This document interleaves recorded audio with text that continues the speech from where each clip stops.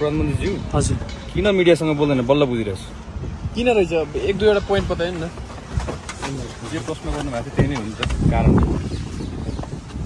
तपाईहरुको प्रश्न उठेपछि सोध्नै नपाउने हो त्यसो भए मिडियाले हैन जवाफदेही हुनु पर्यो भन्ने पनि हो जवाफदेही त हुनुपर्छ राम्रो तिनीहरूलाई सोध्ने हो तिनीहरूको सम्पत्ति कहाँबाट ल्यायो केबाट ल्यायो हामीले दुःख गरेर पसिना बगाएर सानोदेखि काम गरेर हैन एउटा सर्वसाधारण व्यक्ति बल्ल बल्ल अब देशमा केही राम्रो हुन्छ कि भनेर हामी आएको हो नि त तिनीहरूको पहिलाको तिनीहरूको पैसा कहाँबाट आयो सम्पत्ति कहाँबाट सोध्नु पर्दैन हैन उनीहरूको हिम्मतै छैन किन त्यही पैसा खाइरहेछ क्या हिम्मतै छैन जसले लेखाएको छ नि उनीहरूको हिम्मत छैन किन पैसा खाइरहेछ होइन नुनको त अब दिनु पर्यो नि नुनको सोझो गरे अरूले नुनको त सोझो गर्नु पर्यो नि त होइन ल ल होइन छानबिन समितिले भनेर नि पूर्व न्यायाधीश छ रहेछ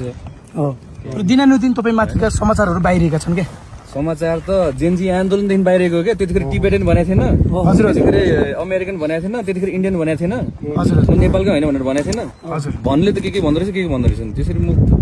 यसरी मुख छोप्नु थाल्यो भने त कसैको मुखै उयो हुँदैन क्या मुख छोप्ने काम हाम्रो होइन हाम्रो काम भनेको काम गर्ने हो प्लस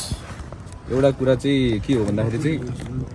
पहिला नै जसले हाम्रो यो सार्वजनिक पदमा बसेर पैसा कमायो नि अब हामी यति बेला विनियोजन विधेयकमाथि छलफल गरिराखेका छौँ विगतको संसदमा यहाँले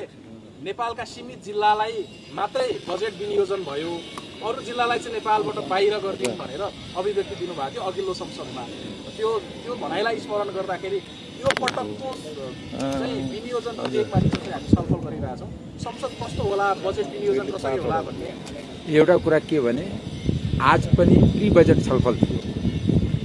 बजेटको प्राथमिकता र विनियोजनको बारेमा छलफल थियो मेरो कुरा एकदम क्लियर छ कि बजेटको विनियोजन सही ढङ्गले हुनुपर्छ अनि